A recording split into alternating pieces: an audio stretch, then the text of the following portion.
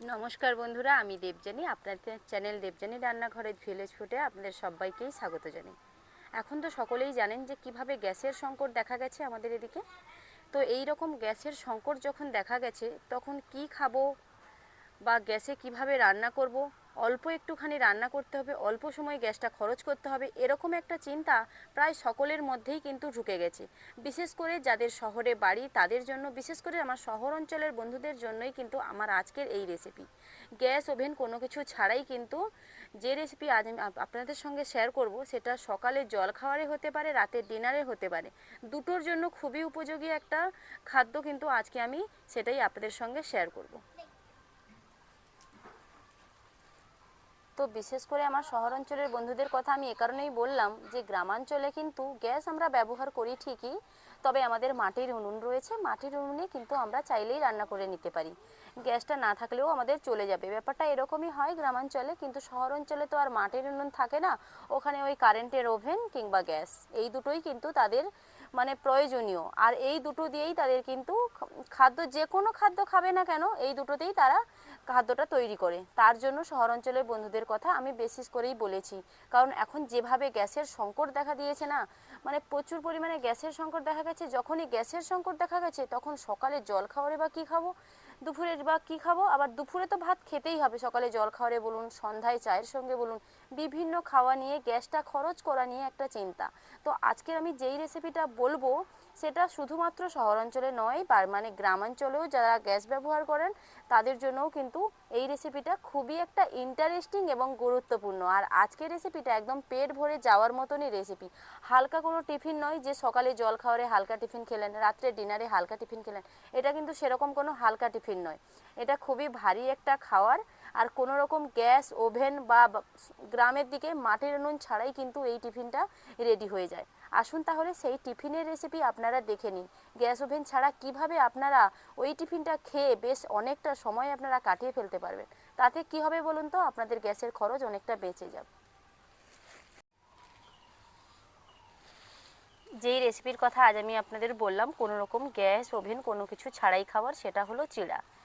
এই যে চিড়া দেখুন, ছোট বাচ্চারা কিন্তু, মানে ছোট বাচ্চা থেকে বড় সকলেরই স্বাস্থ্যের জন্য উপকারী একটা খাবার হলো চিড়া।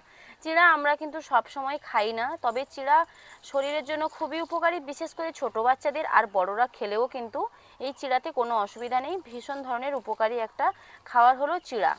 সেই চিড়া আমি কিছুটা এখানে নিয়ে নিয়েছি। আর চিড়ার মধ্যে কিন্তু বেশ ময়লা থাকে। এই যে দেখুন, 11টা করে ধান, ময়লা দেখুন, চিড়ার মধ্যে বেশ কিছুটা পরিমাণে ময়লা থাকে। আবার বারবার 2-3 বার করে ধুয়ে নিয়ে কিন্তু চিড়েটাকে একদম পরিষ্কার করে ধুয়ে নিতে হবে। চিড়েটা দেওয়ার পরে কিন্তু জলটা কিভাবে ঘোলাটে হয়ে গেছে দেখুন। চিড়েটাকে বেশ 3 থেকে 4 বার ভালোভাবে ধুয়ে নিয়ে জলটা একদম পরিষ্কার করে নিতে হবে। কত রকমের ময়লা দেখুন। এই চিড়া একবার ধুয়ে জলটা ফেলে দিলাম, আবার একবার জল দিয়ে দেবো।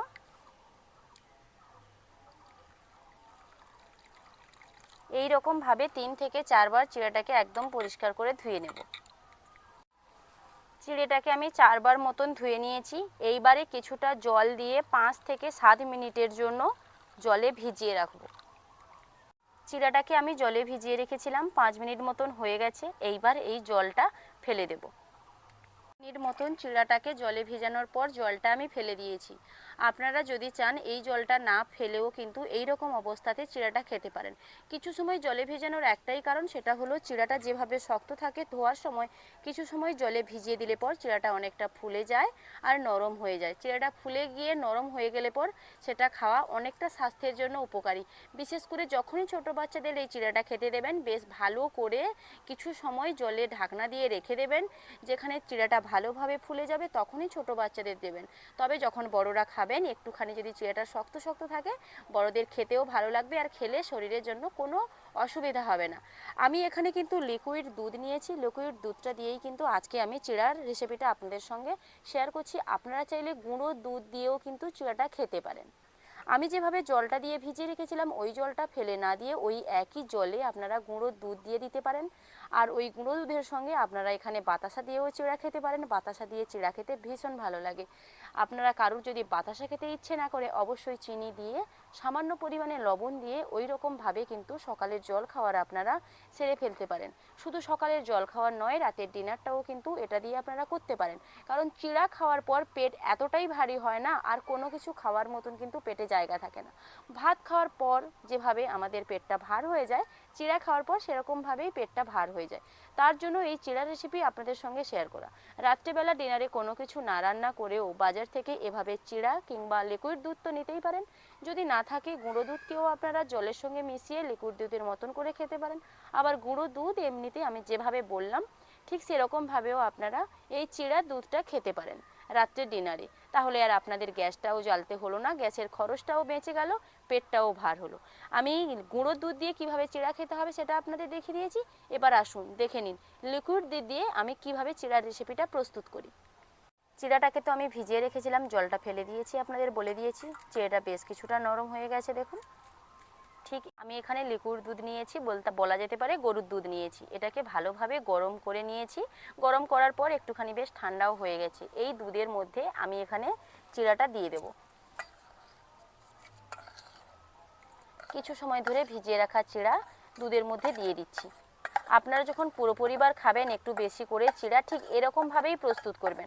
অল্প অল্প করে একজনের মতন করে নেওয়ার দরকার নেই। বেশ কিছুটা পরিমাণে চিড়া এরকমভাবে ধুয়ে কিছু সময় ভিজিয়ে রেখে দুধটাকে গরম করে নিয়ে একটা যে কোনো বড় পাত্রের মধ্যে নিয়ে চিড়াটাকে এরকমভাবে দুধের মধ্যে দিয়ে দেবেন। তবে হ্যাঁ, আমি দুধটা গরম করার কথা বলছি। দুধটা গরম করতে হলে আপনাদের একটু গ্যাসটা কিন্তু জ্বালতে হবে। তবে 1 মিনিট কি 2 মিনিট হলে কিন্তু এই দুধটা গরম হয়ে যাবে। গ্যাস না থাকলে ওভেনও জ্বালতে পারেন। ওভেনে তো আরও অল্প সময়ের মধ্যে কিন্তু দুধটা গরম হয়ে যাবে। দুধটা গরম হয়ে গেলে পর গ্যাস ওভেন আর কোনো কিছুর প্রয়োজন হবে না। দুধের সঙ্গে চিড়া তো দিয়ে দিয়েছি। এইবার শুধু কি আর দুধ চিড়া খাওয়া যায়? অবশ্যই একটু মিষ্টির প্রয়োজন হবে। মিষ্টি না হলে দুধের সঙ্গে চিড়া এরকম খাওয়া যাবে না। আমি এখানে চিনি নিয়েছি, 3 চামচ মতো চিনি আমি দিয়ে দেব। খুব বেশি মিষ্টি আবার খেতে ভালো লাগে না। 2 চামচ দিয়েছি, আর 1 চামচ আমি দিয়ে দিচ্ছি। দিয়ে ভালোভাবে গুলে নেব।